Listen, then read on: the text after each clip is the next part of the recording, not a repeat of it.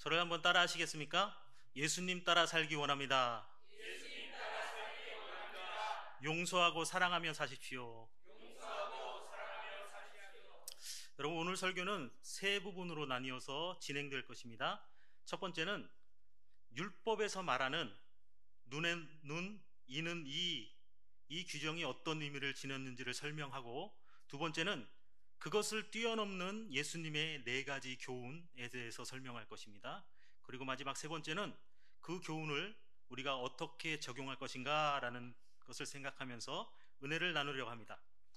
오늘 본문 38절을 보면 또 눈은 눈으로 이는 이로 갚으라 하였다는 것을 너희가 들었으나 라고 시작합니다.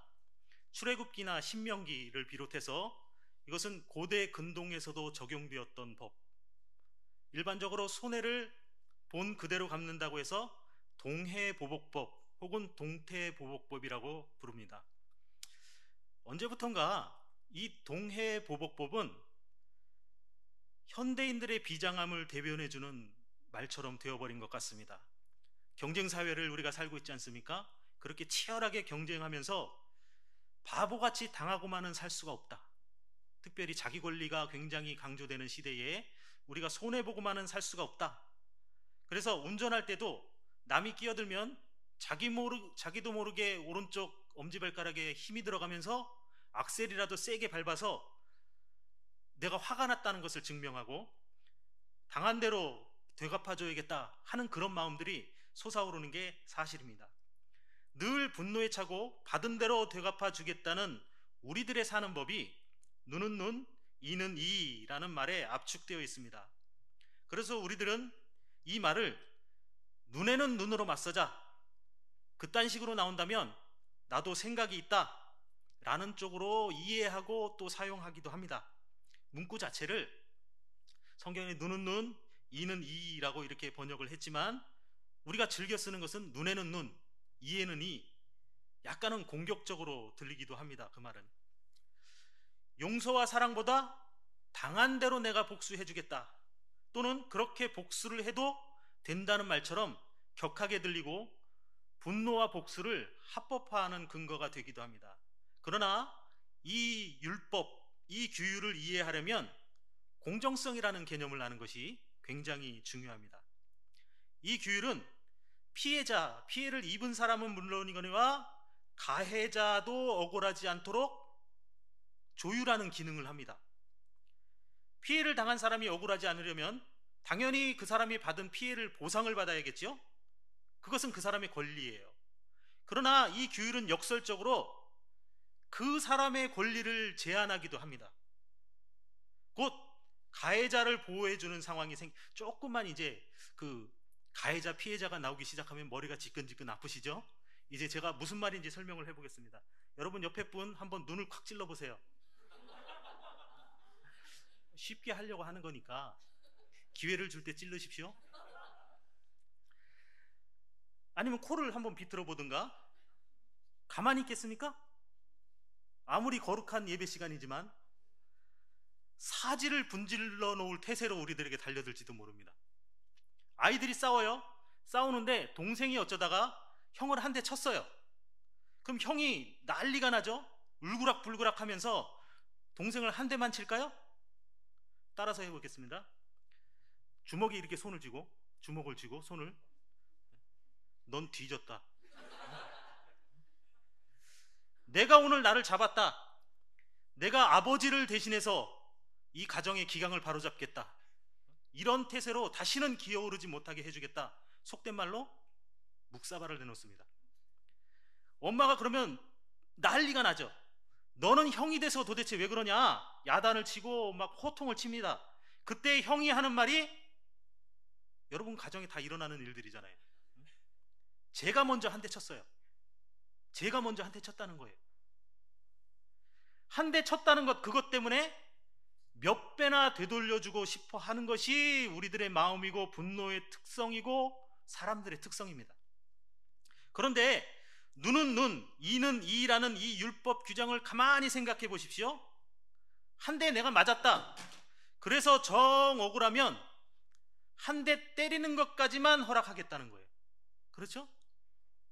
한 대 맞았으면 한 대 맞는 것, 한 대 때리는 것까지만이지 두 대, 세 대가 허락되지 않는다는 것입니다. 오늘날에도 유사하게 정당한 방어는 참작이 되지만 지나치면 과잉 방어라고 해서 오히려 자기가 벌을 받게 됩니다. 그럼에도 불구하고 이 율법의 기본적인 사용은 당연히 눈에 피해를 입었으면 눈까지는 갚을 수 있는 권리를 너에게 주겠다, 그런 거잖아요. 그래서 눈은 눈으로 갚음으로 피해자에게는 적절하게 억울함을 풀어주고 가해자에게는 또 다른 억울함이 생기지 않도록 형벌을 적절하게 제한하는 것입니다. 이것만 해도 상당히 높은 수준의 윤리처럼 보이잖아요. 공정성이 있어 보입니다. 가해자에게 억울함이 발생하지 않으면서도 피해자는 보상받을 권리를 보장받게 됩니다. 그런데 예수님은 이렇게 우리가 납득할 만한 기준보다도 훨씬 더 높은 삶의 태도를 요구를 하시는 거예요. 5장 13절부터 시작되는 문맥에 따르면 우리가 지난주에도 계속해서 이 부분에 대해서 살펴보는 것인데, 우리가 소금이고 빛으로 나타나야 하기 때문에 율법이 가진 그 한계를 뛰어넘어야 된다는 거예요. 하나님의 통치로 발현되는 바리새인보다 더 나은 의가 우리에게 있어야 합니다. 예수님으로 말미암아 변화된 사람, 빛이고 소금이 되는 사람들의 사는 법은 경우에 따라서 마땅히 자기가 행사할 수 있는 권리까지도 포기하는 것입니다. 제가 혹여 예수님의 말씀을 다 설명하지 못하고 제 자의로 무엇인가를 해석할까봐 경우에 따라서라고 말했지만, 예수님의 말씀은 그보다 기준이 훨씬 넓고 깊다는 것을 우리가 생각하셔야 됩니다. 눈은 눈, 이가 아니고 용서하고 저항하지 않는 사랑의 삶, 그것이 우리가 소금이고 빛으로 사는 삶이어야 합니다. 억울한 일이 생기고 자존심이 구겨져도 베드로가 그렇게 이야기하잖아요. 공의로 심판하시는 하나님께 심판은 맡겨야 되는 것입니다. 내가 그것을 하려고 하는 것이 아니에요. 그 변화를 예수님이 39절부터 이렇게 말씀하십니다. 너희들이 눈은 눈, 이는 이라고 들었지만 이제 변화가 생기죠. 나는 너희에게 이렇게 말한다. 우리는 예수님이 말씀하시는 것을 따라가야 합니다. 그런데 실제로는 우리가 항상 한계를 설정을 해요. 아무리 말씀이지만, 말씀이 그렇게 말하는 것을 내가 알고 있지만 물러터지게 살 수는 없지 않느냐, 이 정도까지는 우리가 노력했으면 됐지 않은가. 그래서 베드로가 예수님께 말씀하죠. 아주 잘난 척하면서 얘기합니다. 내가 예수님 말씀 잘 이해하고 있습니다 라고는 투로 뭐라고 말하냐면, 예수님, 형제가 죄를 보면, 나에게 죄를 범하면 몇 번이나 용서합니까? 이제 큰 맘 썼어요. 당시 랍비들은 3번쯤 용서하라고 그렇게 나오는 데도 있는데, 베드로는 7번이면 할 도리 다 한 것 아닙니까? 그렇게 얘기를 해요. 근데 예수님은 뭐라고 말씀하시죠? 7번을 70번이라도 용서하고 용납하라 라고 말씀하세요. 7번, 70번 이제 세고 있는 사람들은 베드로 같은 사람들이에요. 이 말의 의미는 뭐죠? 무한히 용서하라는 얘기잖아요. 오늘 본문에서는 예수님이 용서와 무저항의 실천을 4가지 예를 들어 말씀하시는데, 그 배경들을 이해하는 것이 예수님의 의도를 잘 파악할 수 있을 것입니다. 우리가 염두에 두고 살펴야 할 것은 39절 여러분 한번 보세요. 이렇게 되어 있죠. 악한 자를 대적하지 말라. 그러니까 이것은 일반적인 상황은 아닌 것 같아요. 악한 자라는 특별한 상황이 들어가기는 했습니다.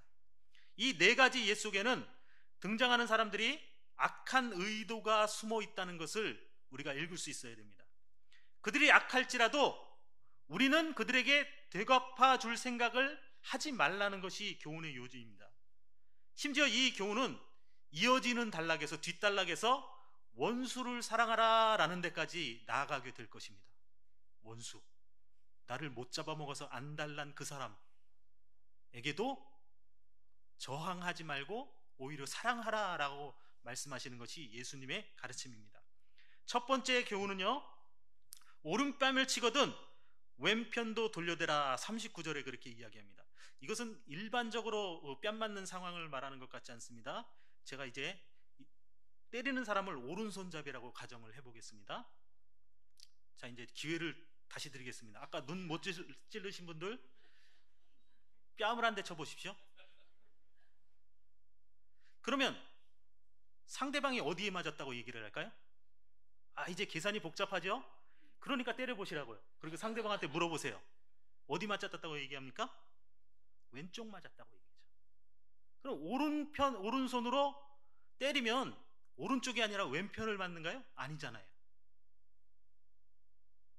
아마도 이 상황은 손등으로 뺨을 치는 것을 의미하는 것 같아요. 이렇게 치는 것인데, 친다는 말에 본래 맹렬하게 친다는 의미가 있기는 해요.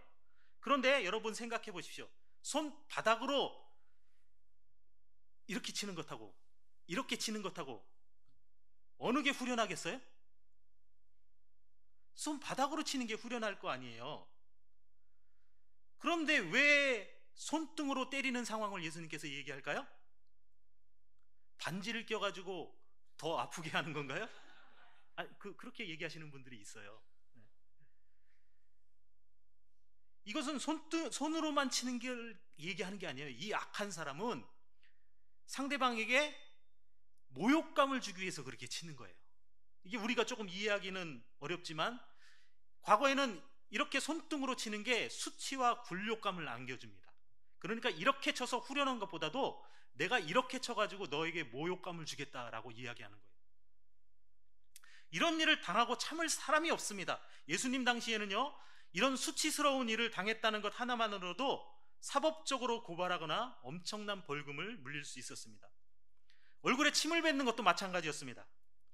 차라리 이제 그게 우리에게는 더 공감이 잘 될 거예요. 누가 말다툼을 하다가 자기 얼굴에 침을 뱉었다고, 이제 뱉어보십시오. 마지막 기회입니다. 이제 더 이상 없어요. 뒤에 뱉으면 어떻게 되겠습니까? 뭔가 여기가 아니고 이 밑에서부터 뭐가 확 끌어오르잖아요. 기분이 나빠서 나쁜 게 아니고 기분 나빠야겠다는 생각으로 가득 차게 됩니다. 사실은 그러기 전에 주먹이 먼저 나가겠죠. 반사적으로.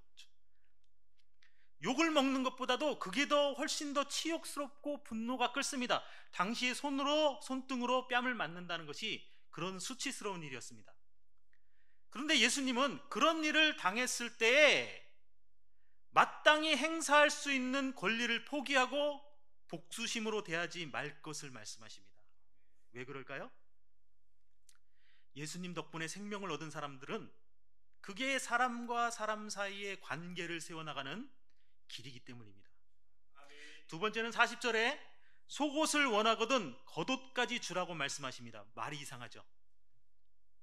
잘 보세요. 속옷을 원하거든 겉옷까지 주라고 합니다. 속옷을 가져다가 뭐 하게요? 이상하잖아요. 속옷을 달라고 하잖아요. 물론 속옷이 필요한 사람이 있기는 합니다. 하지만 예수님이 예외적인 상황을 이야기하셨을 것 같지는 않습니다. 당시에 속옷이 귀하기는 했지만 겉옷보다 더 가치 있지는 않았습니다. 유사한 말씀이 누가복음에 나오는데 거기에서는 반대, 겉옷을 가져가서, 예수님이 여러 상황에서 이야기했을 수 있죠. 겉옷을 가져가지 속옷을 요구하지는 않습니다. 거기서는 겉옷을 달라고 하지. 그런데 우리가 읽은 본문은 법정에서의 상황을 가정하고 있습니다. 40절 보니까 너를 고발하여 라고 이야기합니다. 누군가 재산 분쟁이 났던지 빌려준 돈을 갚지 못한 것 같아요. 그래서 빌려준 돈 대신 뭔가를 차압해서 가져가야겠는데 차압을 하려고 보니까 알거지예요. 입은 옷이 전 재산이에요. 그런데 하필 출애굽기 22장 26절에 뭐라고 되어 있느냐면 겉옷을 아침에 가져가면 저녁에는 다시 돌려주라는 거예요. 그러면서 27절에 그것이 유일한 옷이라, 그것이 그의 알몸을 가릴 옷인즉 그가 무엇을 입고 자겠으며 그가 내게 부르짖으면 내가 들으리니 나는 자비로운 자임이니라. 아무리 채무자라고 해도 최소한의 인격은 존중해주자. 그 옷이라도 있어야 몸을 가리고 또 당시에는 겉옷이 이불 역할을 했으니까 그거라도 있어야 잠을 잘 것 아니냐라는 것입니다. 그러니까 율법에 이걸 겉옷을 가져가면 저녁에는 돌려줘야 되니까 돈을 받으려는 사람의 생각이 자꾸 이제 급해지는 겁니다. 최대한 생각할 수 있는 게 뭡니까? 법을 피해가는 거예요. 법을. 겉옷은 돌려줘야 되니까 율법에서 얘기하지 않은 속옷은 가져가자. 악한 자가 그렇게 한다는 거예요. 우리를 악하게 대해서. 그렇게 상대가 못되게 굴더라도 차라리 겉옷까지 줘서 그 사람이 나쁜 감정을 가지지 않도록 해주라는 겁니다. 그런 사람 만나면 별 생각이 다 들죠. 사람이 어떻게 그렇게 악랄할 수가 있어? 모여서 기도 제목 나눌 때 같이 욕하는 거죠. 그래서 화가 나잖아요. 그렇게 악한 의도를 가지고 사람이 어떻게 해? 그런데 내 감정이 문제가 아니라 그 사람 마음까지 생각해 주려. 왜요? 왜요? 관계가 더 중요하다는 거예요. 사람과 사람 사이에. 비록 악할지라도 악을 악으로 갚지 않고 선으로 갚는 것이죠. 그거 잘 알잖아요. 우리 잘 알잖아요. 그런데 그렇게 할 수 있습니까? 세 번째 상황은요, 오리를 가자면 심리를 동행하라고 하십니다. 41절을 보면 억지로 오리를 가게 하다라는 말이 나와요. 여기서 중요한 것은 억지로예요. 이거 우리가 잘 이해할 수 있어요. 우리 일제시대의 역사를 가지고 있기 때문에. 강제노역이라는 전문 단어입니다. 로마가 땅이 넓잖아요. 먼 데로 이제 군인들이 원정을 떠나면 군사이동을 할 때 군인들의 에너지를 비축하기 위해서 짐은 그 마을에서 노역을 부릴 수 있는 권한이 있었단 말이에요. 노역 부리는데 로마 시민들 쓰겠습니까? 아니죠. 점령지의 백성들을 쓸 거 아니에요. 그래서 그 마을에서 노역을 시켜서 그 다음 마을에서는 교체해 줘야 되잖아요. 교체해 주는 그 다음 마을까지의 거리를 약 5리 정도로 계산을 하는 겁니다. 이런 일이 걸리면 얼마나 억울하겠어요. 구레네 시몬 강제노역에 동원된 거거든요. 애들 말로 그냥 짱나는 거죠. 너무 옛날 말인가? 우리 민족은 일제시대를 거쳐왔기 때문에 이 상황을 잘 이해할 수 있습니다. 일하는 게 문제가 아니라 이스라엘을 점령하고 있는 이 원수 같은 로마 군인들, 할례받지 못한 이방인들이 억지로 노예 노릇을 하게 한다는 게 견딜 수 없는 일인 것이죠. 그런데도 그런 이들에게 분노하거나 저항하지 말고 충분히 해주래. 오리 갔으면 할 일 다 한 거예요. 눈에는 눈이라잖아요. 이에는 이잖아요. 그럼 그만큼만 하면 우리 이제 권리를 발동을 해도 돼요. 할 거 다 했다고. 그 다음부터는 시키는 네가 나쁜 놈이지 하고 욕을 해도 될 만한 상황이란 말이에요. 그런데도 저 사람이 나를 이용하려고 하는 그 의도가 분명한데도 그걸 거절하지 말라는 거예요. 여러분 표정 보니까 머리는 뜨거워지고 가슴이 답답해지고 뭔가 따져 묻고 싶은데 성경 말씀이라니 그러지는 못하겠고, 이 세 가지의 공통점이 무엇입니까? 권리를 넘어서는 자발성이에요.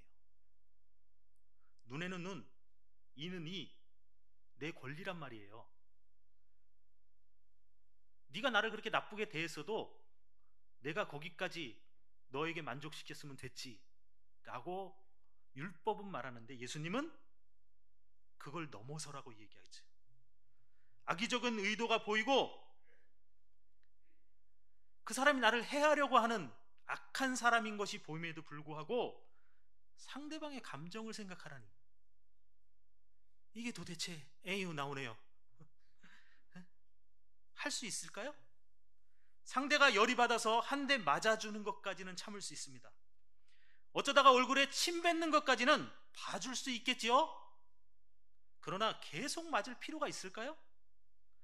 박박 긁어가지고 속옷 가져가는 것은 놔둘 수 있어요. 그런데 겉옷까지 줄 필요는 뭐가 있어요? 오리를 갔으면 됐지. 심리까지 가야 하나요?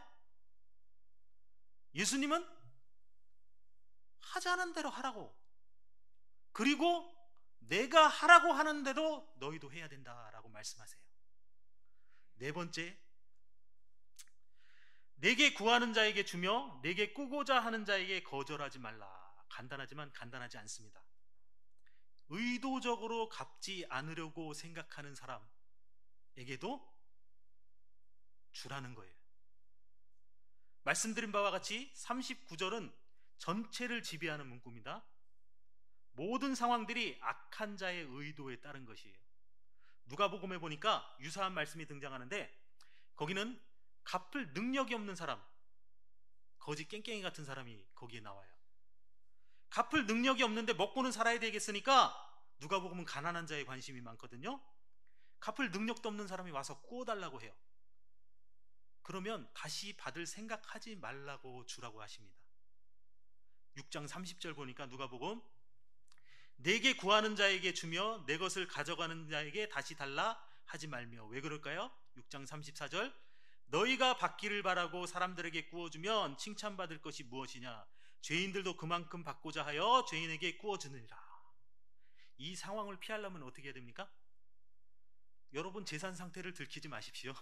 누군가 와서 구워달라고 할지 모르니까. 그런데 마태복음은 악한 자라는 말이 거기 들어가서 구워달라고 할 때 이 사람의 의도가 불손한 것임을 내비쳐주는 거예요. 아예 갚지 않으려고 생각하고 구워달라고 하는 사람일 수 있습니다. 가만히 예수님의 말씀을 풀이하다가 보니까 너무한 생각이 들지 않습니까? 이걸 도대체 우리더러 어떻게 지키라고? 바보가 아닌 이상 최소한의 방어는 해야죠. 눈은 눈, 이는 이, 최소한의 권한은 보장이 되잖아요. 교통사고 났어요? 보험 들었어요? 그 사람에게서 보험 처리할 거니까 최소한 우리 치료는 다 해야죠. 이것은 권리입니다. 이걸 안 한다고 해서 정죄할 사람 아무도 없어요. 또 오늘 본문에 나타난 것처럼 수치스러운 일을 당하고도 가만히 있을 수 있습니까? 그 사람이 내게 수치를 준 만큼은 갚아줘도 되잖아요. 아무리 궁핍한들 처음부터 갚을 의도가 없는 사람에게, 더군다나 악한 마음을 가지고 접근하는 사람에게 받을 생각도 하지 않고 빌려줄 수 있을까요? 우리를 곤란하게 만드는 그 사람에게? 물론 이것은 형제 안에서라는 것이 전제가 되기는 합니다만, 도대체 그렇게 사는 사람이 어디 있습니까? 누가 자기를 욕하고 얼굴에 침을 뱉는데 참겠으며 저도 못 참아요. 이유 없이 주먹으로 때리는 걸 견뎌낼 수가 있겠습니까? 뺨을 맞고 가만히 있을 사람이 어디에 있어요? 더군다나 알면서 속을 사람이 어디에 있겠습니까? 마태복음 26장 67절에 이에 예수의 얼굴에 침 뱉으며 주먹으로 치고 어떤 사람은 손바닥으로 때리며 이르되 그리스도야 우리에게 선지자 노릇을 하라. 제가 알고 여러분이 아는 그분이 그렇게 사셨습니다. 하나님과의 관계, 사람과 사람 사이의 관계를 세우기 위해서 그 모든 치욕을 당하시고 분노를 참으시며 사람들의 요구에 응해 주셨습니다. 복수할 마음을 가지지 않으셨고 저항하지 않으셨으며 자기를 십자가에 못 박는 자들을 위해 기도하셨습니다. 심지어 가룟 유다의 계략을 알면서도 자기를 내어주십니다. 그게 의를 이루기 위한 길이기 때문입니다. 아멘. 여러분, 우리가 당하는 치욕이 우주의 왕이신 예수님께서 당하신 것보다 더한 것입니까? 내 조그만 그 자존심이, 내 그 조그만 자존심 구겨진 것이 하나님의 아들이 조롱당하는 것보다도 더 심한 것인가요? 때로 우리가 겪는 손해와 우리가 입는 상처가 자기 아들을 죽음으로 내주셔야 했던 하나님의 손해보다 더 큰 것입니까? 예수님의 말씀하신 것이 우리의 마음을 불편하게 하고 저렇게 물러 터지게 살아도 될까 싶고 절대 이룰 수 없는 목표처럼 보이지만 예수님께서 걸어가신 길이기에 제자인 우리도 걸어가야만 하는 길입니다. 어디까지 그렇게 해야 되느냐? 강도를 만나도 다 내주어야 하느냐? 카드 비밀번호까지 다 알려줘야 하느냐? 그것을 적용하는 것은 여러분의 몫입니다. 설령 내 권리를 찾는다고 해도 여러분은 정죄할 사람 없어요. 그것은 여러분의 권리이기 때문에 믿음의 분량에 따라서 할 수 있습니다. 그런데 여러분, 이 한 가지를 기억하십시오. 자기를 희생해서 남을 용서하면 사람들은 여러분을 참된 그리스도인이라고 부를 것입니다. 심지어는요, 내 사랑하는 아이, 내 사랑하는 자식을 죽인 살인자라도 그를 참아내고 오히려 그를 양자로 삼으면 세상은 여러분을 성자라고 칭찬할 것입니다. 그렇게 소금으로 서고 빛으로 서는 것입니다. 안 되어도 성령을 의지하여서 노력해야만 하는 것입니다. 그것이 예수님의 가르침이기 때문에 5장 48절에 그러므로 하늘에 계신 너희 아버지의 온전하심과 같이 너희도 온전하라. 아버지를 닮는 것이 자녀예요. 닮지 않았으면 자녀가 아닐 가능성이 있습니다. 머리가 뜨겁고 가슴이 답답하고 미쳐버릴 것 같아도 그렇게 하도록 예수님께서 말씀하셨으니 성령을 의지하여서 해보는 겁니다. 가시밭길 걸어가는 것처럼 아프고 힘들 것이에요. 그러나 예수님이 말씀하시죠. 내 멍에는 가볍고 쉽다. 의를 이루기 위한 손해를 두려워하지 마시고 억울한 것이 있다면 하나님께 호소하시기 바랍니다. 하나님께서 들으실 것이에요. 의를 위해서 가정에서 교회에서 그렇게 하시기 바랍니다. 악한 자 원수에게도 이렇게 할지언정 하물며 내 남편, 내 자녀, 내 형제, 내 지체된 사람들에게 못할 것이 무엇입니까? 분노를 잠재우십시오. 억울한 일을 당해도 참아내시고 복수와 분노가 무기인 세상에서 저항하려 하지 마시고 눈에도 불구하고 사랑으로 갚아주십시오. 이에도 불구하고 용서로 서시기를 주의 이름으로 축원합니다. 기도하겠습니다.